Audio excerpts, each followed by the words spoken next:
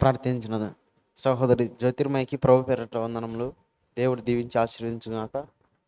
మన మధ్యలో ఉన్న సహోదరుడు రమేష్ దేవుని వాక్యాన్ని చెప్పవలసిందిగా కోరుకుంటున్నాం.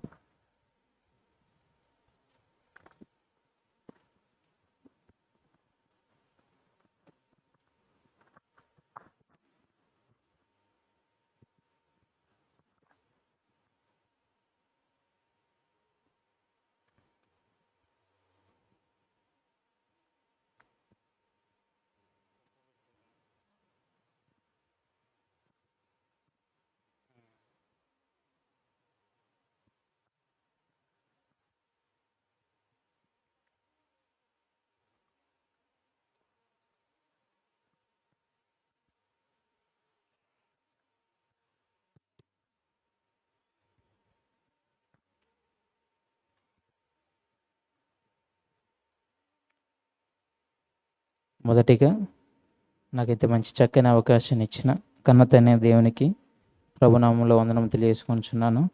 అలాగే ఇక్కడికి కూడి వచ్చినటువంటి మీకు అందరికీ, అలాగే దైవజనులైన యోసేపు గారికి అందరికీ ప్రభునామన వందనములు. ప్రియమైన దేవుని వల్లారా, కొద్ది నిమిషములు మనం డిప్లొమాలోని బైబిల్ థియాలజీలో మొదటి పాఠమైన బైబిల్ అనగానేమి, దానిని ఎలా చదవాలి, ఈ రెండు ప్రశ్నలలో బైబిల్ అనగానేమి అనే దాని గురించి మొదటిగా మనం ఆలోచిద్దామండి. ఇక్కడికి వచ్చిన మీకు అందరికీ బైబిల్ అంటే ఏంటో, అందులో ఎన్ని పుస్తకాలు ఉన్నాయో అవన్నీ అందరికీ తెలుసు. ఈనాడు క్రైస్తవులుగా అనేక సంవత్సరముల నుండి చర్చికి వెళ్తూ విశ్వాసులుగా పిలువబడుతున్న వారిలో కొందరిని మనం బైబిల్ అంటే ఏంటండి, అందులో ఎన్ని పుస్తకాలు ఉన్నాయి, ఎవరు రాశారని అడిగితే చాలామంది దగ్గర సమాధానం ఉండదు. కానీ బాప్తీసం తీసుకున్న తర్వాత నుండి మనం బైబిల్పై పరిశోధన చేస్తూ బైబిల్ పైన ప్రతి ఒక్క క్రైస్తవుడు అవగాహన అనేది కలిగి ఉండాలి. అప్పుడే మనం బాప్తీసం తీసుకున్న దానికి ప్రతిఫలం ఉంటుంది. మనం నీతిగా బ్రతకడానికి మనం బైబిల్ని అనుసరిస్తున్నాం. మరి అటువంటి బైబిల్ అందరికీ, క్రైస్తవుల అందరికీ ఇది ఒక ప్రధానమైన పుస్తకం. దేవుని చేత వ్రాయబడినది. అనేక మంది ప్రవక్తలు దీన్ని వ్రాశారు. సుమారు ఎంతమంది ఈ బైబిల్ని రాశారంటే దాదాపు 40 నుంచి 42 మంది ప్రవక్తలు, భక్తులు ఈ బైబిల్ని రాశారు. ఇది రాయడానికి పట్టిన కాలం 1500 సంవత్సరములు. ఇది రాయడానికి పట్టిన కాలం 1500 సంవత్సరములు.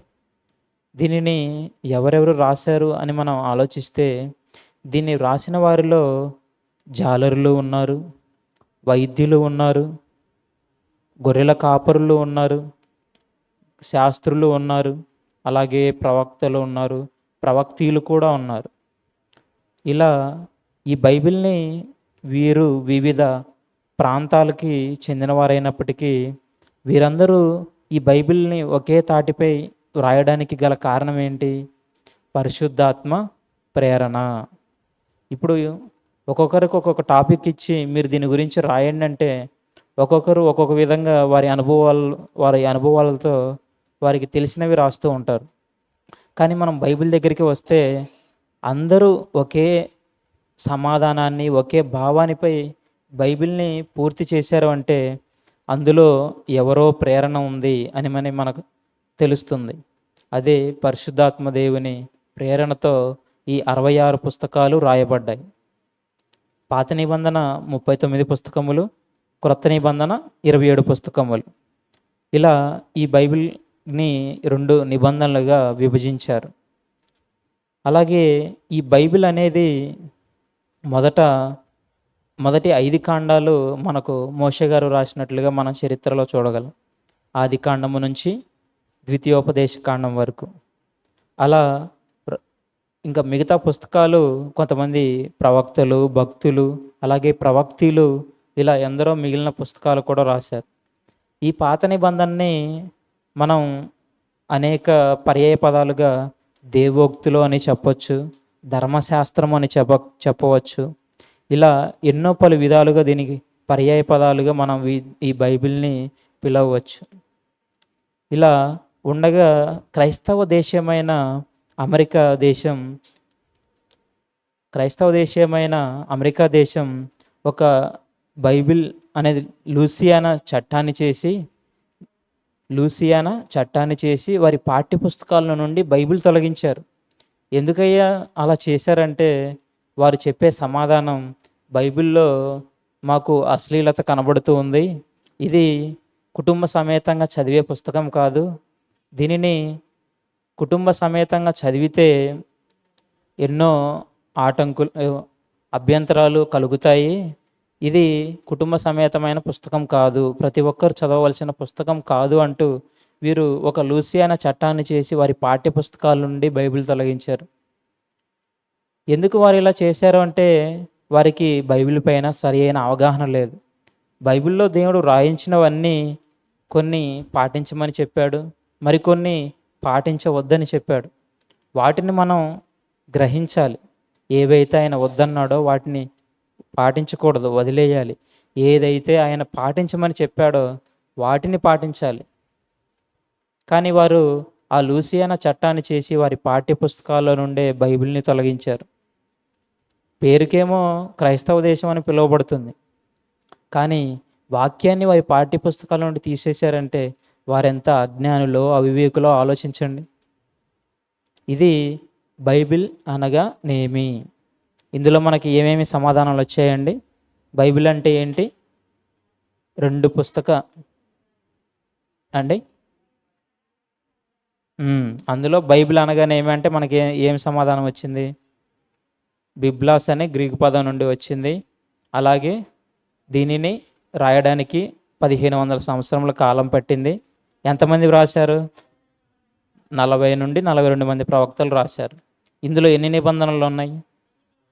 2 నిబంధనలు. ఒకటి మరి ఒకటి క్రొత్త నిబంధన.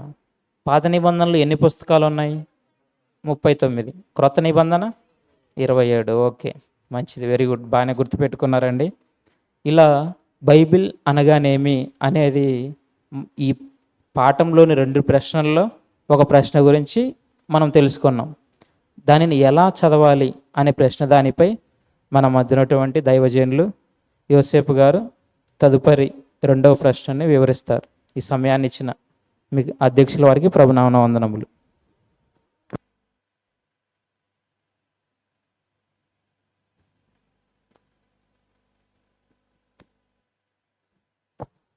దేవుని వాక్యాన్ని చక్కగా వినిపించిన దైవజనులు రమేష్ గారికి ప్రభు పేరట వందనములు.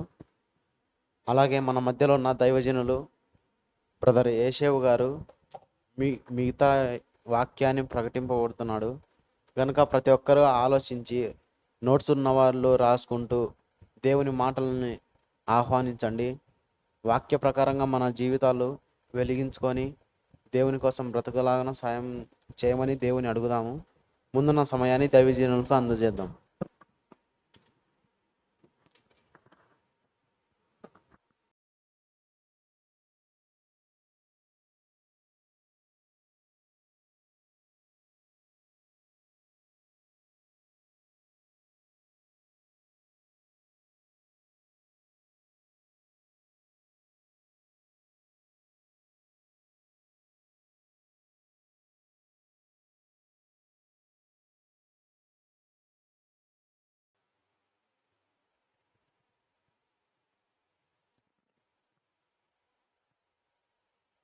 ప్రియమైన దేవుని వల్లరా,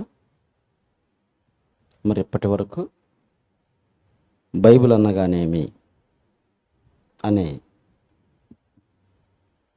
సంగతిని మనం తెలుసుకున్నాం. ఆ బైబిల్ని ఎలా చదవాలి, ఎందుకు చదవాలి? మన పాఠం ఏంటి? బైబిల్ అనగానేమి. మొదటి ప్రశ్న బైబిల్ అనగా ఏమి, రెండవది దాన్ని ఎలా చదవాలి, మూడవది ఎందుకు చదవాలి. బైబిల్ అనగా ఏంటో కుమారుడు చెప్పాడు. బైబిల్ అంటే ఏంటిది? బిబ్లాష్ అనే గ్రీకు పదం నుంచి వచ్చింది. బిబ్లాష్ అనగా గ్రీకు పదం, బిబిలియో అని కూడా అంటారు. అంటే దాని భావం ఏంటంటే అనేక పుస్తకాల సముదాయం, అనేక గ్రంథాల సముదాయం. దీన్ని రాసిన వారు 40 నుంచి 42 మంది ప్రవక్తలు ఉన్నారు, రాజులు ఉన్నారు, భక్తులు ఉన్నారు, చేపలు పట్టే జాలరులు ఉన్నారు, డేరాలు గుట్టుకునేవారు ఉన్నారు. ఇలా అనేకులు అనేక వృత్తుల నుంచి ఉన్నవారు రాయటం జరిగింది. మరి ఇంతమంది రాసిన ఇది భావం మాత్రం ఒకేలా ఉంటుంది, ఒక్కరే రాసినట్లుగా ఉంటుంది. ఇది రాయటానికి పట్టిన కాలం ఎంతకాలం అని చెప్పారు?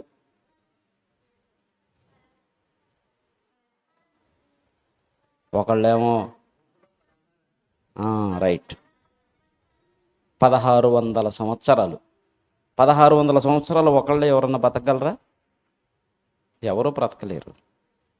వారి వారి కాలాలలో వారు రాసుకుంటూ వెళ్ళిన వాటిని దేవుడే అన్నిటినీ జతపరిచి, దేవుడే అన్నిటిని ఒక దగ్గరికి చేర్చి దాన్ని భద్రపరిచి ఇది ప్రపంచవ్యాప్తంగా వెళ్ళాలి అని దేవుని సంకల్పంలో ఆయన ఆలోచించి వాటిని అన్నిటినీ సమకూర్చి అన్ని భాషలలోకి తర్జుమా చేయించాడు.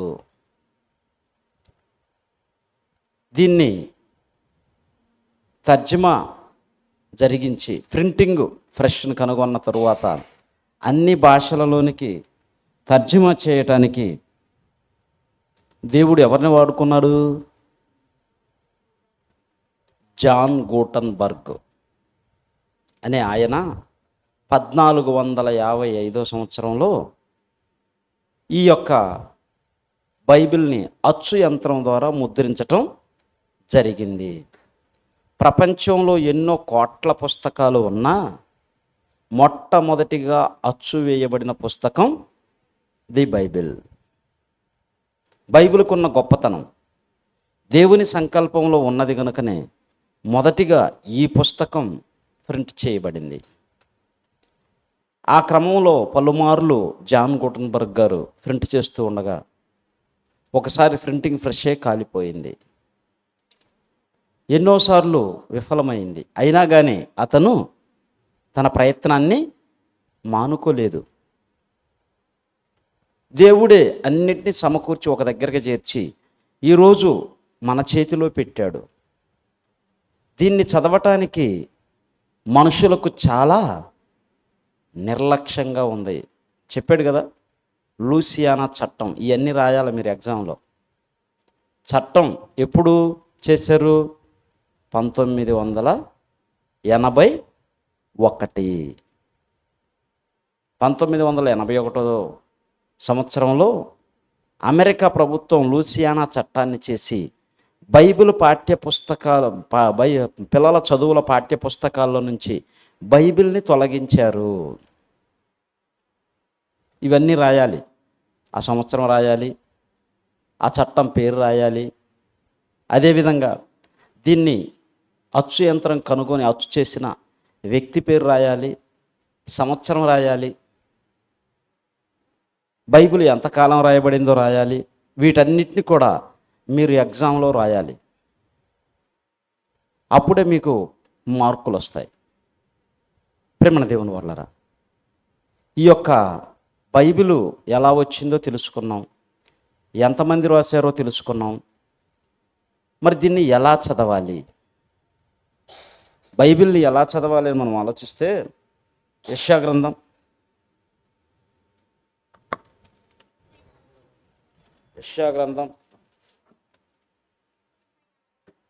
34వ అధ్యాయం 16వ వచనం. యెషయా గ్రంథం 34వ అధ్యాయం 16వ వచనం.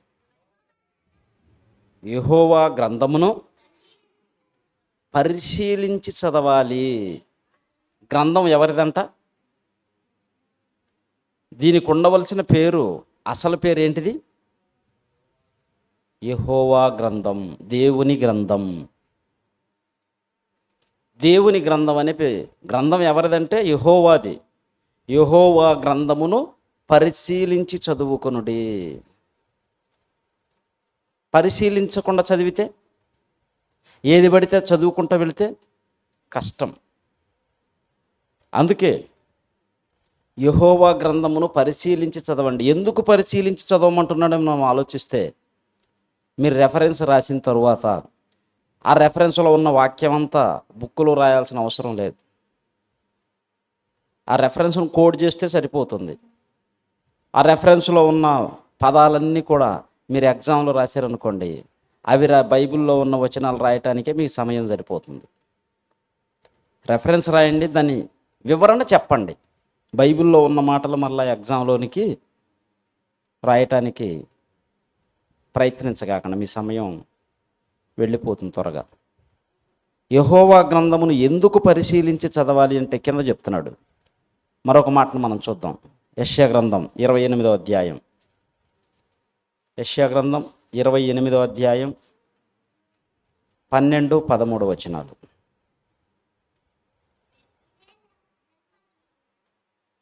యెషయా గ్రంథం ఆజ్ఞ వెంబడి ఆజ్ఞ, సూత్రము వెంబడి సూత్రము, సూత్రము వెంబడి సూత్రము, కొంత ఇచ్చట కొంత అచ్చట యెహోవా వాక్యము మీకు వచ్చును. ఎందుకు పరిశీలనతో చదవాలి అంటే, వాక్యం అంతా ఒకే దగ్గర పెట్టలేదంట, ఏదో సీరియల్గా పెట్టలేదంట. కొంత అచ్చట కొంత ఇచ్చట. మనం పేపర్ చూసామనుకోండి, న్యూస్ పేపర్ చూస్తూ ఉంటారు కదా, ఐడియా ఉందా న్యూస్ పేపర్? న్యూస్ పేపర్లో ఫస్ట్ పేజీలో ఒక హెడ్లైన్ పెట్టి ఒక వార్తని తెలియజేస్తాడు. అక్కడ కొంత మాత్రమే రాస్తాడు, మిగతాది 4వ పేజీలో ఉందనో 5వ పేజీలో ఉందనో మిగిలిన భాగాన్ని అక్కడ కోట్ చేస్తాడు. మిగిలిన భాగం మీరు చదవాలనుకుంటే 5వ పేజీలోకి వెళ్ళండి. బైబిల్ అట్లా ఏమన్నా? బైబిల్ అలా ఉండదు.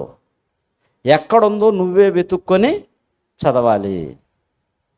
ఇంట్రెస్ట్ ఉండాలి. నీ మనస్సు బైబిల్లో పెట్టాలి. నీ యొక్క ఆలోచన బైబిల్లో ఉండాలి. చదువుతూ ఏదో లోక సంబంధమైన వాటిల్లో ఉండకూడదు. ఎందుకు పరిశీలించి చదవాలంటే మనకు ఆన్సర్ వచ్చిందా లేదా? ఏమొచ్చింది? ఈ యొక్క వాక్యం అంతా ఒక దగ్గర లేదు, కొంత అచ్చట కొంత ఇచ్చట ఉంది గనక మీరు పరిశీలించి చదవండి. కొన్ని సందర్భాలను చూద్దాం. ఎలా పరిశీలించాలో కొన్ని సందర్భాలను మనం చూస్తే,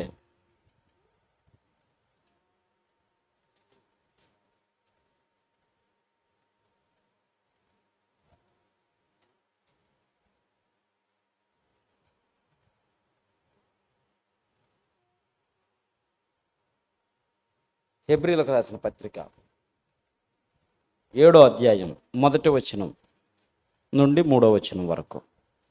హెబ్రీలకు రాసిన పత్రిక 1వ అధ్యాయం 7వ అధ్యాయం 1వ వచనం నుంచి 3వ వచనం వరకు. రాజులను సంహారము చేసి తిరిగి వచ్చుచున్న అబ్రహామును ఎవరు కలుసుకొనెనో అతనిని ఆశీర్వదించెను. ఎవనికి? అబ్రహాము అన్నిటిలో 10వ వంతు ఇచ్చెను. ఆ షాలేము రాజు మహోన్నతుడగు దేవుని యాజకుడైన బెల్షస్సరుకు నిరంతరము మెల్కీసెదెకు, బెల్షస్సరు కాదు, మెల్కీసెదెకు నిరంతరము యాజకుడుగా ఉన్నాడు. ఇక్కడ మనం చూస్తే రాజులను సంహారం చేసి తిరిగి వచ్చుచున్న అబ్రహామును కలుసుకొనిన యాజకుడు మెల్కీసెదెకు అని అంటే ఇక్కడ మనకు అర్థం కాదు. ఈ సందర్భం ఎక్కడుందో మనం పరిశీలించాలి. బైబిల్లో నీ మెదడుకు ఆలోచన పెట్టాలి. అసలు అబ్రహాము ఎక్కడ ఏ పుస్తకంలో ఉన్నాడో వెళ్ళాలి. అబ్రహాము కాలం నాటికి వెళ్ళాలి. అబ్రహామును గురించిన సందర్భాలను ఆలోచించాలి. అప్పుడు మనం చూస్తే ఆది కాండంలో మనకు అబ్రహాము గారు పరిచయం అవుతాడు. ఆది కాండం 14వ అధ్యాయం 18వ వచనం. ఆది కాండం 14వ అధ్యాయం 18వ వచనం. మరియు షాలేము రాజైన మెల్కీసెదెకు రొట్టెను ద్రాక్షారసమును తీసుకుని వచ్చి అతడు సర్వోన్నతుడగు దేవునికి యాజకుడు. అక్కడ చెప్పబడినటువంటి మెల్కీసెదెకు మరలా ఇక్కడ ఆది కాండంలో 14వ అధ్యాయంలో కనబడుతున్నాడు. అప్పటికి ఇప్పటికీ సుమారుగా పౌలు గారు ఆ విషయాన్ని రాసేటప్పటికి ఇది జరిగిన సందర్భానికి ఎంతకాలం వ్యత్యాసం ఉన్నాయి అంటే సుమారుగా 2000 సంవత్సరాలు. పరిశోధించాలి. పరిశోధన చేసి చదవాలంటే ఎలా చదవాలంటే ఈ సందర్భం ఆ సందర్భం, ఎక్కడెవరున్నారు అక్కడెవరున్నారు, ఇక్కడ ఎవరి గురించి మాట్లాడుతున్నాడు అక్కడ ఎవరి గురించి మాట్లాడుతున్నారు, సమయాన్ని చూడాలి, వ్యక్తులను చూడాలి, కాలాన్ని బట్టి కూడా చూడాలి. ఇప్పుడు ఒక సందర్భాన్ని పరిశీలించాం. మరొక సందర్భాన్ని మనం చూస్తే ఎఫెసీయులకు రాసిన పత్రిక 4వ అధ్యాయం 26వ వచనం.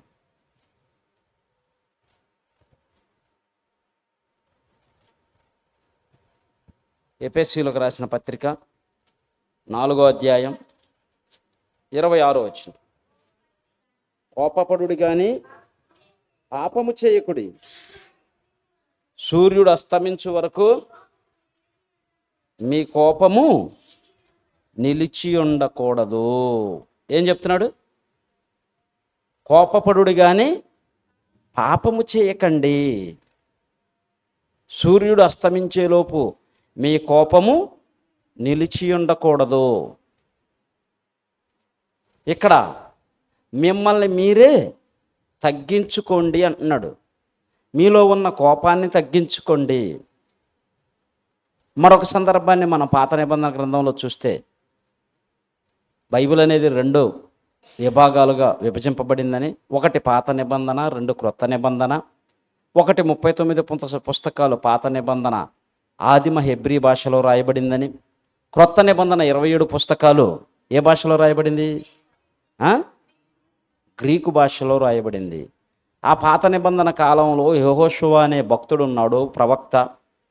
ఆ ప్రవక్త యొక్క మాటలు మనం చదివితే, ఆయన ప్రార్థన చేసిన విధానం మనం చూసినట్లయితే యెహోషువ గ్రంథం 10వ అధ్యాయం 12వ వచనం చూడండి. యెహోషువ గ్రంథం 10వ అధ్యాయం 12వ వచనం. యెహోవా ఇశ్రాయేలీయుల ఎదుట అమ్మోరీయులను అప్పగించిన దినమున ఇశ్రాయేలీయులు వినుచుండగా యెహోషువ యెహోవాకు ప్రార్థన చేసెను. సూర్యుడా నీవు గిబియోనులో నిలువుము, చంద్రుడా నీవు అయ్యాలోయ లోయలో నిలువుము. జనులు తమ శత్రువుల మీద పగ తీర్చుకుని వరకు సూర్యుడు నిలిచెను, చంద్రుడు ఆగెను. ఇక్కడ సందర్భంలో మనం చూస్తే పాత నిబంధన కాలంలో వీళ్ళ కోపాన్ని, వీళ్ళ యొక్క శత్రుత్వాన్ని హతమర్చే వరకు, శత్రువులను హతముంచే వరకు ఎవరిని ఆపాడు దేవుడు? సూర్యుడిని, చంద్రుణ్ణి ఆపాడు. జనులు పగ తీర్చుకునేంత వరకు పాత నిబంధన కాలంలో సూర్యుడిని ఆగమన్నాడు, చంద్రుడిని ఆగమన్నాడు. క్రొత్త నిబంధనకు వచ్చేటికి ఏం చేశాడు? నువ్వు మరలా సూర్య చంద్రులను ఆపమంటే కుదరదు. సూర్యుడు అస్తమించేలోపు నువ్వే ఆగాలి, నీ కోపాన్ని తీసివేసుకోవాలి. మార్పు వచ్చిందా లేదా? చట్టంలో ఎప్పుడు ఎలా మార్పులు వచ్చాయో గమనించాలి, తెలుసుకోవాలి. ఇదే పరిశీలన చేసి చదవటం. 2 సందర్భాలను చూసాం. చాలా ఉన్నాయి, కానీ 2 చూపించాం. ఒకటి మెల్కీసెదెకును గురించిన సందర్భం, యేసుక్రీస్తు వారు కాలంలో పౌలు గారు రాస్తున్న మాటలు, అబ్రహాము గారి కాలంలో జరిగిన సందర్భం, రెండింటినీ పరిశీలన చేసి చదివాం. అదేవిధంగా ఇక్కడ మనం చూస్తే సూర్యుడి విషయంలో, కోపం విషయంలో ఏంటి పాత నిబంధన కాలంలో పగలు శత్రువుల మీద పగ తీర్చుకునే వరకు సూర్యచంద్రులను ఆపాడు. క్రొత్త నిబంధన వచ్చేసరికి శత్రువుల మీద పగ తీర్చుకోవటం కాదు, నీ కోపం సాయంత్రానికల్లా నిలిచి ఉండకూడదు, సూర్యుడు ఆగడు, ఇంకా నువ్వే ఆగాలి. ఆలోచించండి. ఇలా పరిశీలన చేసి చదవాలి. కానీ చాలామంది ఎలా ఉన్నారు? కొరింథీయులకు రాసిన పత్రిక, కొరింథీయులకు రాసిన 2వ పత్రిక 2వ అధ్యాయం 17వ వచనం. కొరింథీయులకు రాసినటువంటి 2వ పత్రిక 2వ అధ్యాయం 17వ వచనం. కావున అమ్మా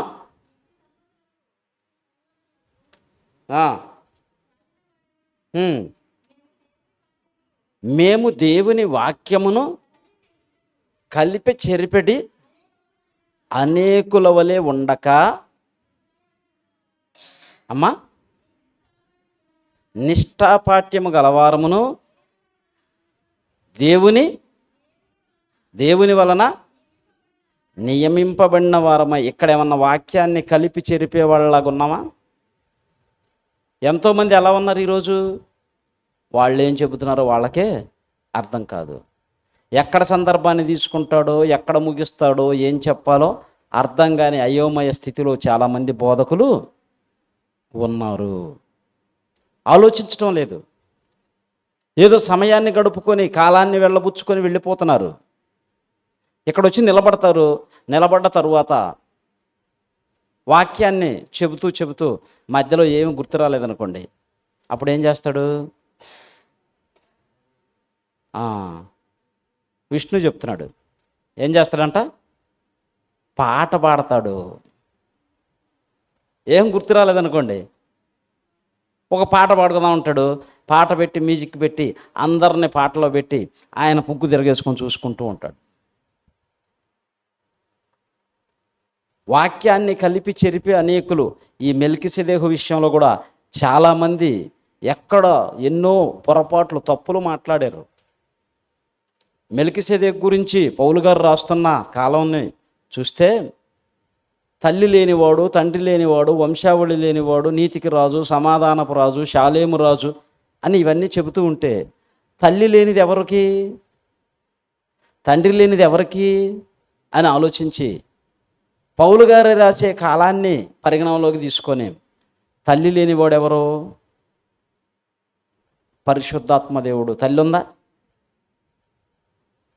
తండ్రి లేనివాడు ఎవరు? భూమి మీద పరిశుద్ధాత్ముడికి తండ్రి ఉన్నాడా? లేడు. తల్లి లేదు. వంశావళి ఉందా? వంశావళి కూడా లేదు. కనుక మెల్కీసెదెకు ఎవరు అనంటే చాలామంది చెప్పిన మాట పరిశుద్ధాత్మ దేవుడు అన్నారు. కానీ పరిశుద్ధాత్ముడు కాదు. షాలేము రాజు ఎవరు? సమాధానపు రాజు ఎవరు? నీతికి రాజు ఎవరు? యేసుక్రీస్తు. ఆయన చెప్తున్న మాటలు ఎప్పటివయ్యా అంటే అబ్రహాము గారి కాలానికి మెల్కీసెదెకు అని ఆయనకి తల్లి లేదు, తండ్రి లేదు, వంశావళి లేదు. మరి అబ్రహాము గారి కాలానికి యేసుక్రీస్తు గారికి తల్లి ఉందా? మరియమ్మ ఉందా? లేదు. యేసేపు ఉన్నాడా? లేడు. వంశావళి ఉందా? లేదు. ఆయన లేవి గోత్రంలో పుట్టాడు. అప్పటి సంగతిని పౌలు గారు ఇక్కడ కోడీకరిస్తున్నాడు. అంటే కాలాన్ని బట్టి పరిశీలిస్తున్నాడు, చెప్తున్నాడు. కాలాన్ని బట్టి చెప్తున్నాడు. అబ్రహాము గారిని కలిసేటప్పటికీ యేసుక్రీస్తుకి ఇంకా వంశావళి లేదు, తల్లి లేదు, తండ్రి లేదు ఆయన చెప్తున్న మాటలు చెప్తుంటే దాన్ని ప్రజెంట్లోకి తీసుకొని చాలామంది దాన్ని పరిశుద్ధాత్మ దేవుడు అని చెప్తున్నారు. ఇదే వాక్యాన్ని కలిపి చెరపటం అంటే. అలా మేము లేము అని పౌలు గారు చెప్తున్నాడు. ఎందుకు కాలాన్ని బట్టి పరిశీలించాలి? ఎందుకు సందర్భాన్ని బట్టి పరిశీలించాలి? వాక్యం కాలాన్ని బట్టి, సందర్భాన్ని బట్టి పరిశీలించి చదవాలి. మనం చదివిన మాటల్లో యెహోవా గ్రంథమును పరిశీలించి చదువుకునుడి. ఒక మాటను చూద్దాం. పేతురు రాసినటువంటి మొదటి పత్రిక 1వ అధ్యాయం 10వ వచనం. పేతురు రాసినటువంటి మొదటి పత్రిక 1వ అధ్యాయం 10వ వచనం.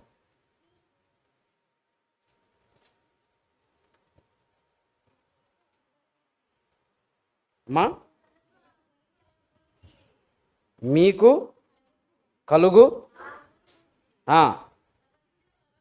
ప్రవచించిన ప్రవక్తలు ఈ రక్షణను గూర్చి పరిశీలించుచు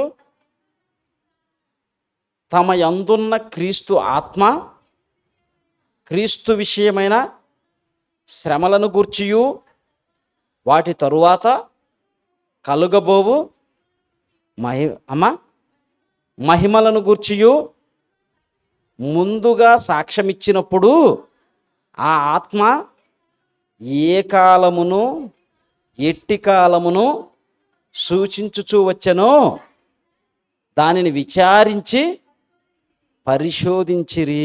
ఒక సందర్భాన్ని మనం చదువుతుంటే ఆ కాలం ఎప్పటిది, ఎవరు ఎవరితో మాట్లాడుతున్నారు, ఏం మాట్లాడుతున్నారు, సందర్భాన్ని చూడాలి, చెబుతున్న వ్యక్తిని చూడాలి, ఎవరితో చెబుతున్నాడో చూడాలి, సమయాన్ని కూడా చూడాలి, కాలాన్ని చూడాలి. ఇప్పుడు యేసుక్రీస్తు వారు పుట్టిన తరువాత తూర్పు దేశపు జ్ఞానులు ఎక్కడికి వెళ్ళారు? యెరూషలేము ప్రాంతానికి వెళ్ళారు. హేరోదు రాజు దగ్గరికి వెళ్ళారు. హేరోదు రాజు దగ్గరికి వెళ్ళినప్పుడు వీళ్ళు తూర్పు దేశం నుంచి వెళ్ళి అక్కడికి వెళ్ళి హేరోదును కలిశారు. అయ్యా, యూదుల రాజుగా పుట్టిన ఆయన్ని మేము పూజింపవచ్చాము, ఆయన నక్షత్రం చూసి వచ్చాము కనుక ఆయన ఈ యెరూషలేములో ఈ బెత్లెహేం ప్రాంతంలో పుట్టాడని లేఖనాలు చెప్తున్నాయి, ఆయన్ని పూజించడానికి వచ్చామన్నప్పుడు అప్పుడు ఆయన ఏం చేశాడు?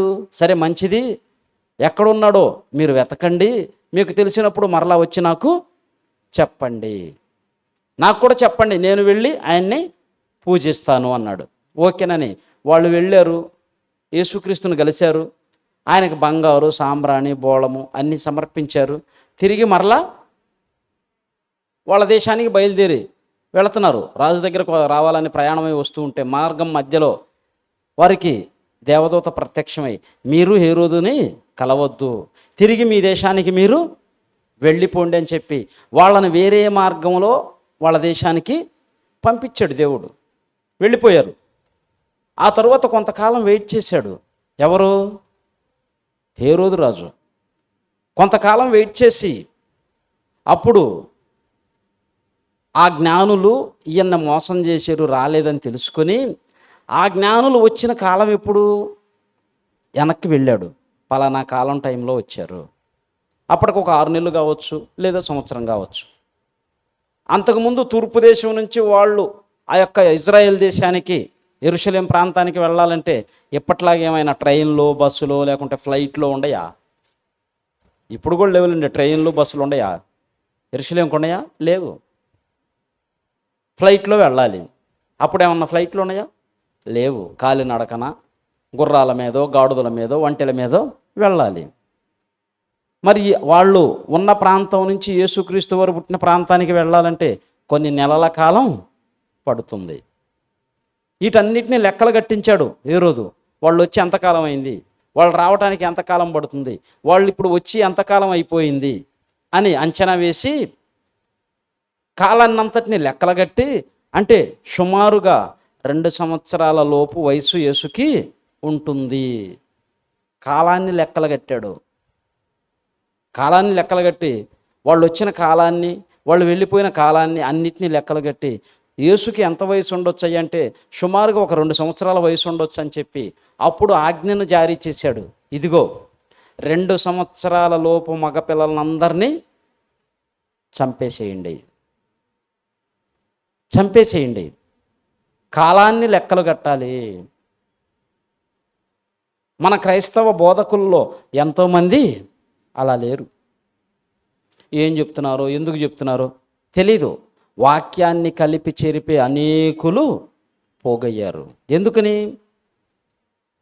ఎవరయ్యా వీళ్ళంటే బైబిల్ ట్రైనింగ్ చేయరు, ఒక దగ్గర కూర్చొని నేర్చుకోరు, ఏ ఎగ్జామ్స్ ఉండవు, మోకాళ్ళు లేచి ప్రార్థన చేసి తెల్లారి సంచి తగిలిచ్చి నాకు దేవుడు కనిపించాడు, నన్ను సేవ చేయమన్నాడు. ఏం తెలిసిద్ది? ఏం తెలుస్తుందో ఆలోచించండి. బైబిల్ దగ్గర కూర్చొని చదివి రాసుకొని నేర్చుకొని ప్రకటించాలి. ఈరోజు ఎంతోమంది అలా చేయకపోవటం వల్లనే బైబిల్ సరిగ్గా చెప్పలేక ఉన్నారు. బైబిల్ని ఎలా చదవాలని విన్నాం మనం. ఇప్పుడు పరిశీలించి చదువుకోవాలి. ఎలా పరిశీలించాలో కొన్ని సందర్భాలను పరిశీలించాం. ఇంకొకటి ఏంటిది నెక్స్ట్? ఎందుకు చదవాలి? రైట్, బాగున్నారు, అలర్ట్గానే ఉన్నారు. ఎందుకు చదవాలి? ఎందుకు చదవాలంటే మనం బైబిల్ని అడుగుదాం. బైబిల్ని ఎందుకు చదవాలో బైబిలే చెప్పాలి. మన బైబిల్ ఓపెన్ యూనివర్సిటీ యొక్క నినాదం ఏంటి? Bible answer to the Bible. బైబిల్ని ఎందుకు చదవాలి అంటే యోహాను సువార్త 5వ అధ్యాయం, యోహాను సువార్త 5వ అధ్యాయం 39వ వచనం.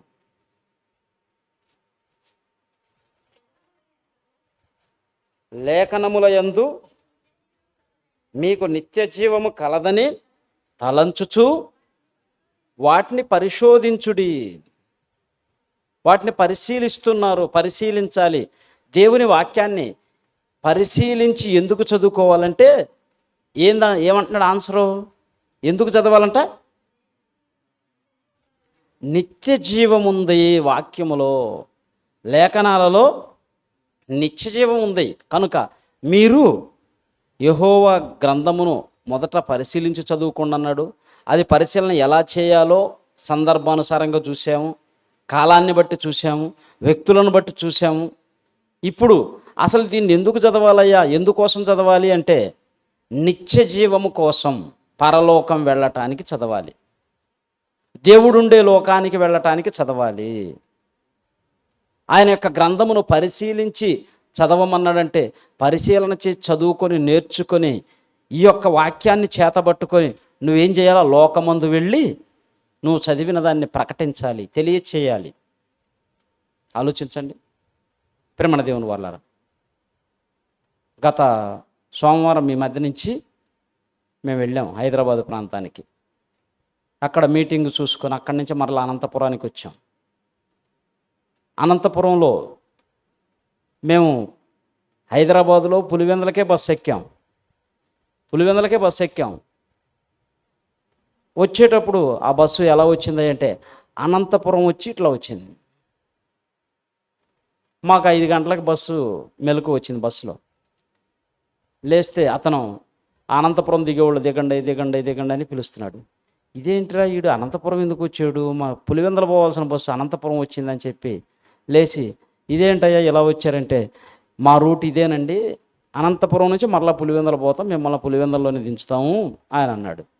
వెంటనే నాకు అనంతపురంలో మన దగ్గర వర్క్ చేసేవాళ్ళు ఉన్నారు, వాళ్ళు గుర్తొచ్చి వెంటనే అనంతపురంలో దిగేసాం. రమేష్ నేను ఇద్దరం దిగి అక్కడికి వెళ్ళి వాళ్ళని కలిసి వాళ్ళతో మాట్లాడి మధ్యాహ్నం ఆడ ప్రార్థన పెట్టాం. కుటుంబాలను ఎలా కట్టుకోవాలి, పిల్లల్ని ఎలా పెంచుకోవాలి, కుటుంబంలో స్త్రీలు ఎలా ఉండాలి, పురుషులు ఎలా ఉండాలి, బైబిల్లో భక్తులు ఎలా ఉన్నారు, ఇవన్నీ కూడా చెప్పాం. అక్కడికి వెళ్ళి దేవుని మాటలు చెప్పగానే చాలామంది అయ్యా చాలా కాలం తర్వాత వచ్చారు, మంచి మాటలు వినిపించారని చెప్పి ఆనందపడిపోయారు. ఎప్పుడు ఎటు వెళతామో మనకు తెలియదు. అసలు అక్కడికి వెళతామన్న ఆలోచనే మాకు లేదు. అంటే అక్కడ దేవుని మాటలు చెప్పాలి, దేవుని మాటలు వినిపించాలి అన్న ఆలోచన అది దేవునిది. నాకు వెంటనే ఫిలిప్ గారి సందర్భం గుర్తొచ్చింది. ఆయన పనిలో ఉన్నాడు, రథం మీద నపుంసకుడు వెళ్ళిపోతున్నాడు. ఈయన పరిగెత్తుకుంటూ వెళ్ళి దేవుని వాక్యాన్ని ప్రకటించాడు. ముందుగా ఫిలిప్ గారికి తెలియదు, నపుంసకుడికి కూడా తెలియదు. ప్రేమణ దేవుని వాళ్ళారా, దేవుని వాక్యాన్ని బాగా నేర్చుకొని ప్రకటించే వారముగా ఉండాలి. పరిశీలించి చదవాలి, చదివిన దాన్ని అనేకులకు ప్రకటించే వారముగా ఉండాలి. ఎందుకు చదవాలంటే నిత్య జీవము కోసం చదవాలి. మరి బైబిల్లో ఉన్న వాళ్ళు ఎవరైనా పరిశీలించి చదివిన వారు ఉన్నారా? అపోస్తుల కార్యములు చూడండి, 17వ అధ్యాయం 11వ వచనం. అపోస్తుల కార్యములు 17వ అధ్యాయం 11వ వచనం. వీరు తెస్సలోనికలో ఉన్నవారి కంటే గనులయ్యుండిరి గనుక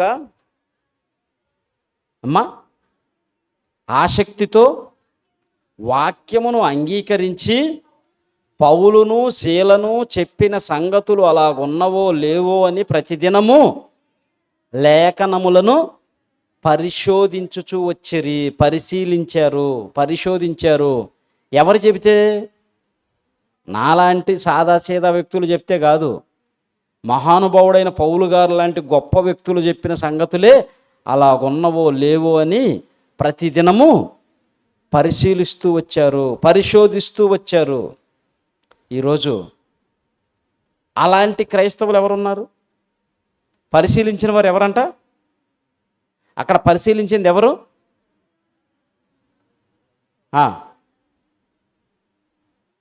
ఏ ప్రాంతం వాళ్ళు? తెస్సలోనికలో ఉన్నవారు కాదు, బెరియాలో ఉన్న క్రైస్తవులు. తెస్సలోనికలో ఉన్న వారి కంటే గనులై ఉన్నారు.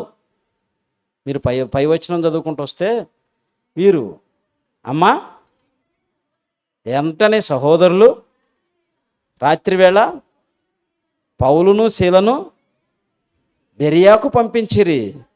వారు వచ్చి యూదుల సమాజ మందిరములో ప్రవేశించి, వీరు తెస్సలోనికలో ఉన్నవారి కంటే గనులయ్యుండిరి గనుక. ఎవరు వీళ్ళు? బెరయ పట్టణస్థులు, అక్కడున్న క్రైస్తవులు. పౌలు శీలలు చెప్పిన సంగతులు అలాగున్నవో లేవో అని ప్రతిదినము పరిశోధించుచూ వచ్చారు. వాక్యం ప్రకటించేవాడు వాక్యం పొందిన వారి ద్వారా పోషింపబడాలి. నేను వాక్యాన్ని చెబుతున్నాను. నేను ఎలా పోషింపబడాలి అంటే, దేవుడిచ్చిన ఆజ్ఞ అంటే తెలుసా? వాక్యోపదేశము పొందువాడే వాక్యాన్ని బోధించే వ్యక్తిని పోషించాలి. మరి ఎంతో కష్టపడి కూర్చొని చదివి నేర్చుకొని సమయాన్ని పెట్టి అనారోగ్యమైన, ఇప్పుడు నా గొంతు ఎలా ఉంది? మాటకే నొప్పులేస్తుంది, మాత్రలు వేసుకున్నాను, చాలా కష్టంగా ఉంది, అయినా మాట్లాడుతున్నాను. లోపల నొప్పి పుడుతుంది, మంట పుడుతుంది, దగ్గు వస్తూ ఉంది, అయినా మాట్లాడాలి. మీరు వస్తారు, మీకు దేవుని మాటలు చెప్పాలి. గత 4 రోజుల నుంచి అంత ప్రయాణము, సరైన నిద్ర లేదు, సరైన ఆహారం లేదు, తిరుగుతూ ఉన్నాం. వెళ్ళిన కాడ దేవుని మాటలు ప్రకటిస్తూ ఉన్నాం. ఇప్పుడు మరలా సాయంత్రం 3కో 4కో ఇంటికి వచ్చాం. ఆ రోజు వెళ్ళిపోయి ఈరోజు వచ్చాం. వచ్చి మరలా మీరు వస్తారు, మీకు సిద్ధపడి వాక్యాన్ని చెప్పాలి అని చెప్పి దేవుని మాటలు అందించాలని ఎంతో ప్రయాసపడుతున్నాం. అలా ప్రయాసపడి దేవుని పనిలో ఉన్నవారిని పోషించవలసిన బాధ్యత ఎవరిదని వాక్యం చెప్తూ ఉందంటే, గలతీయులకు రాసిన పత్రిక 6వ అధ్యాయం 6వ వచనం. గలతీయులకు రాసిన పత్రిక 6వ అధ్యాయం 6వ వచనం. వాక్యోపదేశము పొందువాడు ఉపదేశించువానికి మంచి పదార్థములన్నిటిలో ఏమి ఇవ్వాలంట? భాగం ఇవ్వాలి, పోషించాలి. నువ్వు తినే ఆహారంలో వారికి భాగం ఇవ్వాలి. నీ యొక్క కష్టంలో వారికి భాగం ఇవ్వాలి. ఎందుకు? అతడు వాక్యము ద్వారానే పోషింపబడాలి, అతడు వాక్యము ద్వారానే జీవించాలి.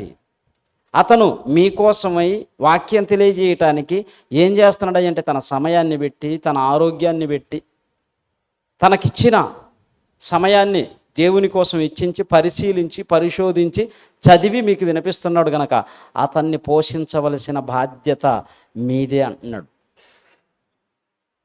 ఎవరున్నారు ఈరోజు? ఎంతోమంది ఎన్నో విధాలుగా ప్రజలను మోసం చేసి డబ్బు దోచుకునేవారు కూడా లేకపోలేదు ప్రేమ దేవుని వల్ల. ఇంకా చాలా సంగతులు ఉన్నాయి, చాలా రెఫరెన్స్లు ఉన్నాయి. అవన్నీ కూడా మీరు ఎగ్జామ్లో ఎంటర్ చేయాలంటే సమయం ఉండదు కనుక ప్రధానమైనవి, ప్రాముఖ్యమైనవి రెఫరెన్సులు వాటిని కోడీకరిస్తూ పాఠం యొక్క భావాన్ని చెప్పాలి, కాలాలు చెప్పాలి, దానిలో ఉన్న చట్టాల గురించి చెప్పాలి, ప్రవక్తలు రాసిన కాలాన్ని పరిగణలోకి తీసుకొని మీరు వీటన్నిటినీ దేవుని యొక్క మాటలుగా నేర్చుకొని మీరు ఎగ్జామ్లో కనుక రాస్తే మీకు మార్కులు వస్తాయి. రెఫరెన్స్ రాసి ఆదికాండం 14 అధ్యాయం రెఫరెన్స్ రాసి ఆ బైబిల్లో ఉన్న మాటలన్నీ కింద రాసుకుంటూ ఉన్నారనుకోండి. హెబ్రీయులకు రాసిన పత్రిక చెప్పాము, 17వ అధ్యాయం మొదటి వచనం నుంచి 3వ వచనం వరకు రాసి అక్కడ రాజులను సంహరించి తిరిగి వచ్చుచున్న అబ్రహాముని ఎవరు కలుసుకొనినో అని ఈ మాటలన్నీ రాసుకుంటూ ఉన్నావు అనుకో, అక్కడ సమయం వేస్ట్ అయిపోతుంది. అవి నువ్వు రాయాల్సిన అవసరం లేదు, అవి ఆల్రెడీ బైబిల్లో ప్రింట్ అయ్యి ఉండయి. ఆడ రెఫరెన్స్ రాసి దాని యొక్క భావాన్ని అబ్రహాం గురించి ఆ సందర్భాన్ని గురించి వివరిస్తే సరిపోతుంది. అలా మీరు ప్రిపరేషన్ కావాలి. ఒక 2 పేపర్లలో బైబిల్ పాఠం యొక్క థియరీనంతటిని కంప్లీట్ చేసుకునేటట్లుగా మీరు సిద్ధపడాలి. రేపు ఆదివారం ఈ వారంలో చెప్పిన 2 పాఠాల గురించి ఎగ్జామ్ ఉంటుంది.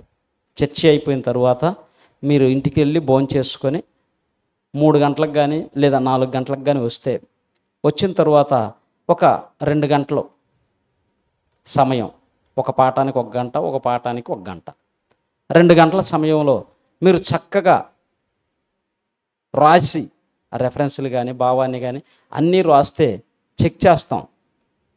ఏవైనా తప్పులు ఒప్పులు ఉంటే ఇక్కడే సరి చేసుకుంటే రేపు మెయిన్ ఎగ్జామ్లో మీకు ఈజీగా ఉంటుంది, రాయటం కూడా అలవాటుగా ఉంటుంది.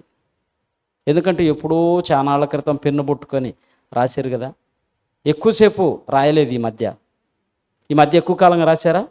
లేదు. కనుక కొంచెం కష్టంగా ఉంటుంది, ప్రాక్టీస్ కూడా అవుతుంది త్వరగా రాసుకునేదానికి. దానికోసమై ఈ ఎగ్జామ్ జూలైలో ఎగ్జామ్ అయిపోయేంత వరకు మీరు జాగ్రత్తగా చదువుకుంటూ నేర్చుకుంటూ దేవుని యొక్క మాటల్లో మంచి ప్రావీణ్యతను పరిపూర్ణులుగా సంపూర్ణులుగా ఎదగాలని కోరుకుంటూ ఈ మాటలు ముగిస్తున్నాను. కళ్ళు మూసుకోండి, ప్రార్థన చేసుకుందాం. మహాపరిశుద్ధుడు అయిన దేవ, జీవాధిపతి అయిన తండ్రి, మీకు స్తోత్రములు. మీరు ఇచ్చిన సమయాన్ని బట్టి కృతజ్ఞతలు. ఇప్పటి వరకు మీ గ్రంథమును ఎలా చదవాలో, ఎందుకు చదవాలో, ఎలా మీ గ్రంథం రాయబడిందో అనేక సంగతులు మీ పిల్లలకు తెలియచేశాం.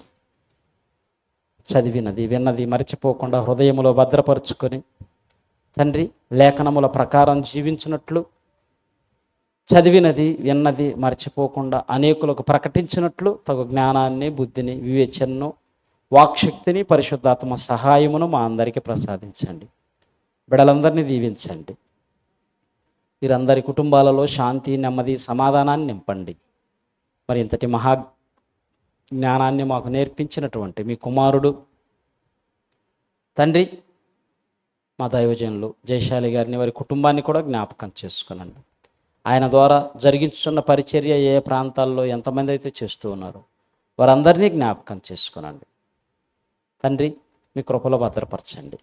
ఈ పులివెందుల్లో ఉన్నటువంటి అతి కొద్ది మందిమైన చిన్న సంఘమైన మమ్మల్ని జ్ఞాపకం చేసుకునండి. మీ పరిచర్యలో ఉన్నతంగా వాడబడినట్లు సహాయం చేయండి. ప్రతి ఒక్కరిని ప్రేమించి, గౌరవించి, క్షమించే హృదయము కలిగి జీవించుటకు సహాయము చేయండి. నీతిగా, న్యాయంగా, ధర్మంగా మీకోసం బ్రతుకున్నట్లు ప్రతి ఒక్కరిని క్షమించే హృదయము కలిగి జీవించుటకు సహాయం చేయమని మీ పిల్లలు తండ్రి ఎగ్జామ్స్కి సిద్ధపడుతుండగా మీ యొక్క వాక్యాన్ని నేర్చుకున్నట్లో ఆసక్తి కలిగి, భయము కలిగి, భక్తి కలిగి ఉన్నతంగా నేర్చుకునే భాగ్యాన్ని ప్రసాదించండి. మంచి జ్ఞానాన్ని అనుగ్రహించండి. పరిపూర్ణమైన ఆరోగ్యాన్ని అనుగ్రహించండి. చక్కగా మీ మాటలు నేర్చుకుని అనేకులకు ప్రకటించే జ్ఞానవంతులుగా లేవనెత్తమని, తీర్చిదిద్దమని మా ప్రభువును రక్షకుడైన యేసుక్రీస్తు వారి నామములో ఈ ప్రార్థన మనవులు అడిగి వేడుకొనుచున్నాము తండ్రి. ఆమేన్. తండ్రి అయిన దేవుని ప్రేమ, కుమారుడైన యేసుక్రీస్తు వారి కృప, పరిశుద్ధాత్మని యొక్క అన్యోన్య సహవాసం సన్నిధి సదాకాలం మనందరికీ తోడయుండి నడిపించునుగాక. ఆమేన్. అందరికీ వందనాలు.